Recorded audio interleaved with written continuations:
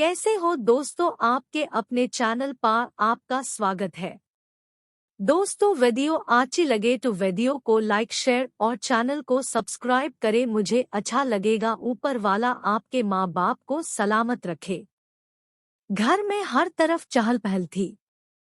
सब लोग तैयार हो रहे थे मेरी शादी जो थी। पिताजी ने जिस लड़के को मेरे लिए चुना था, मैंने चुपचाप उससे शादी करने के लिए हाँ कर दी थी।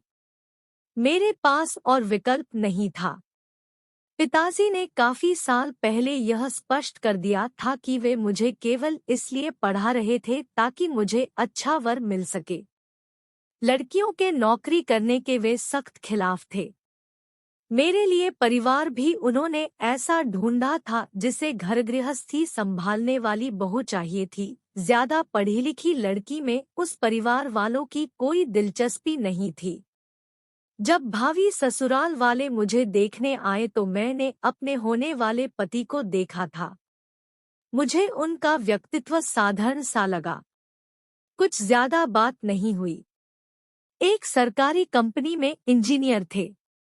उम्र 25 साल थी। 3 वर्षों से कार्यरत थे वहां। उनकी पोस्टिंग एक छोटे से शहर के पास बसी उनकी कंपनी की एक कॉलोनी में थी।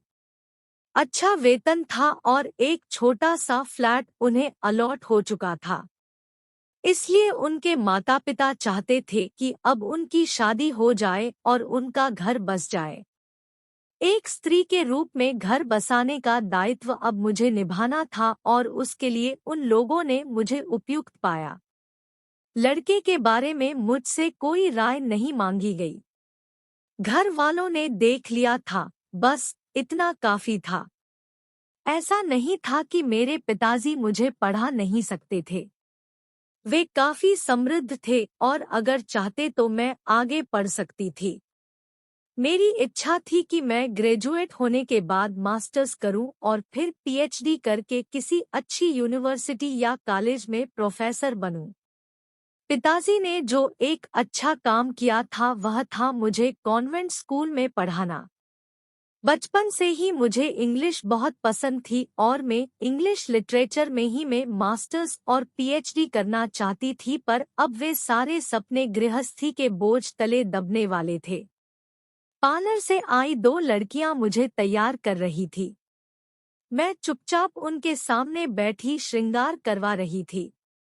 अगर वे मुझसे कुछ पूछती भी थी तो मेरा यही जवाब होता था, ठीक है, और कहती भी क्या, तैयार तो मैं होने वाले पति और ससुराल के लिए हो रही थी, अपने लिए नहीं।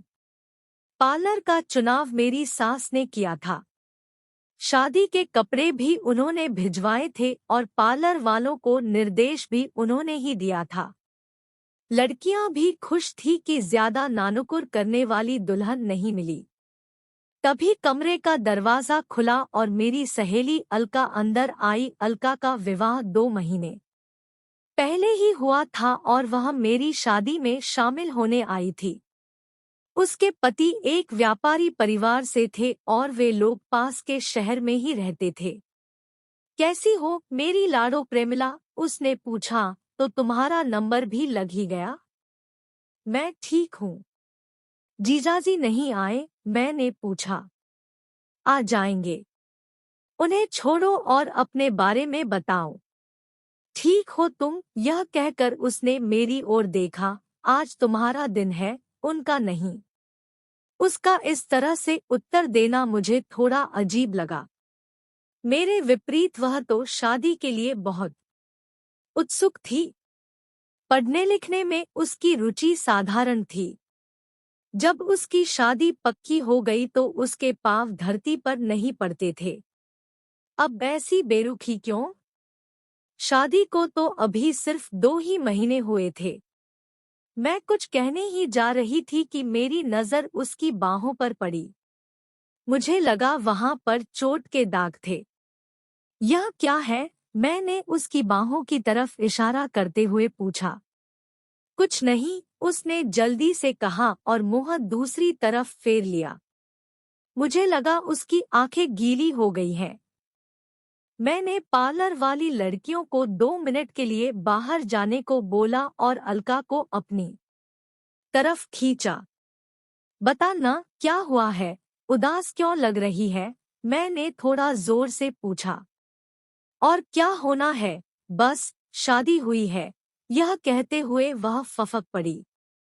फिर उसने बताया कि कैसे उसके पति को उसमें नहीं, बस उसके साथ संबंध बनाने में ही दिलचस्पी है।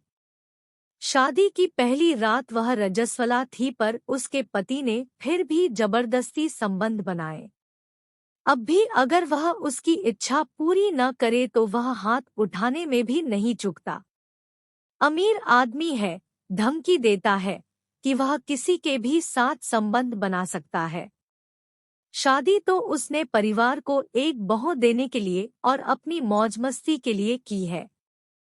एक इंसान के रूप में उसे अपनी पत्नी में कोई दिलचस्पी नहीं है। अलका की बातें सुनकर मेरा दिल कांप गया। क्या मेरी भी यही नीति होने वाली है? क्या मैं भी एक भोग की वस्तु बनकर रह जाऊंगी? शादी विधिवत संपन्न हो गई। सारा समय मेरा ध्यान अलका की बातों में ही अटका रहा।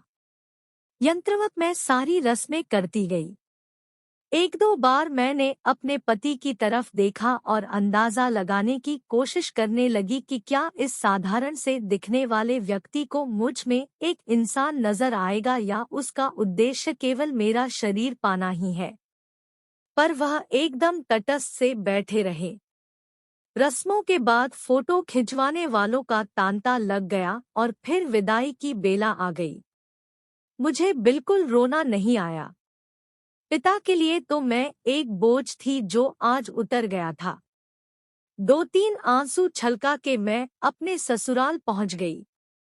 अब आगे की जिंदगी के लिए मुझे तैयार होना था। मेरे ससुराल वाले ठीक ठाक लोग थे। अच्छा बड़ा घर था उनका, वहां पर भी कुछ रस्में हुई और फिर मेरी ननद मुझे मेरे कमरे में ले गई। लो भाभी, अब आराम करो, भैया अभी आते होंगे, यह कहकर वह हंसती हुई चली गई। कमरा अच्छा था और फूलों से सजाया हुआ था। फर्नीचर पुराना था पर उस पर अच्छे रखरखाव की झलक दिख रही थी। खैर, अब तो पिताजी का दिया हुआ फर्नीचर आने वाला था। यह सब सोचते हुए मैं दर्पण के सामने जाकर खड़ी हो गई। अपने वजूद को दुल्हन के लिबास में निहारा। फिर अपने गहने उतारने लगी। गहनों के भारीपन से सिर दुखने लगा था। इतने में दरवाजा खुला और मेरे पति अंदर आ गए। आप ठीक हैं? खुश तो है?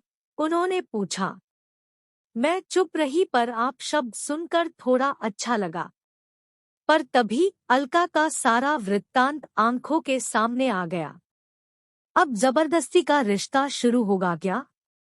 शादी इतनी जल्दी हो गई कि हमें एक दूसरे को जानने का मौका ही नहीं मिला। वे फिर बोले, पति पत्नी तो हम बन गए, पर मैं चाहता हूँ कि अपने रिश्ते को आगे ले जाने से पहले हम दोस्त बने। आप क्या सोचती हैं? मैंने सिर उठाकर उनको देखा। उनका चेहरा अब कुछ अलग दिख रहा था। सारी उम्र मेरे पिता ने कभी मेरी मर्जी नहीं पूछी और अब यह आदमी मेरी मर्जी पूछ रहा है, वह भी उस घड़ी में जब मर्दों को अपनी मनमर्जी करने की जल्दी होती है। जैसा आप कहें, मैंने किसी तरह अपना मुंह खोला। नहीं नहीं, अब हम पति पत्नी हैं। एक दूसरे पर अधिकार जमाने के लिए अपनी मनमर्जी नहीं कर सकते। आगे जो भी होगा दोनों की रजामंदी से होगा। वे फिर बोले, दोस्ती हमारे रिश्ते का आधार होगी, जबरदस्ती नहीं। वह मेरी सहेली अलका, उसने कहा था, और मैंने अलका का सारा किस्सा उन्हें सुना दिया। वे चुपचाप सुनते रहे। फिर वे मेरी तरफ आए और मेरा हाथ पकड़कर बोले, मैं कोई बलात्कारी नहीं हूँ, आपका पति हूँ। ऐसा कुछ नहीं करूँगा जिससे आपको तकलीफ पहुँचे। पहले हम डेटिंग करेंगे, घूमेंगे फिरेंगे, सचमुच में प्यार करेंगे और फिर उस प्यार को उसकी पराकाष्ठा तक लेकर जाएंगे। यह मेरा आपसे वादा है। जिसे मैंने साधारण समझा था, वह तो असाधारण निकला। उस रात हम एक ही पलंग पर सोए, पर बीच में उन्होंने खुद ही तकियों की एक दीवार बना ली। आप सो जाइए, मैं भी सोना चाहता हूँ। बाकी बातें कल करेंगे। उनकी इस बात से मेरे अंदर चल रही खलबली शांत हो गई। अगले दिन मेरी ननद ने शरारती अंदाज में पूछा, रात कैसे गुजरी भाभी? दोस्ती में, मैंने कहा। वह शायद समझी नहीं। उन्होंने अपना वादा निभाया। ससुराल में 1-2 दिन रुककर हम उनके क्वार्टर पर उनकी पोस्टिंग वाली जगह पर चले गए। प्यार होने में अधिक समय नहीं लगा। हमारी शादी को आज 5 वर्ष हो गए हैं। हम 2 वर्ष के एक बेटे के माँ बाप भी बन गए हैं। पर हमारी दोस्ती आज भी कायम है। कोई जबरदस्ती नहीं है। और हाँ, मेरे दोस्त ने मेरी इच्छा पूरी की है। मैंने अपना मास्टर्स पूरा कर लिया है और अब इनकी कॉलोनी के स्कूल में मैंने इंग्लिश पढ़ाना शुरू कर दिया है।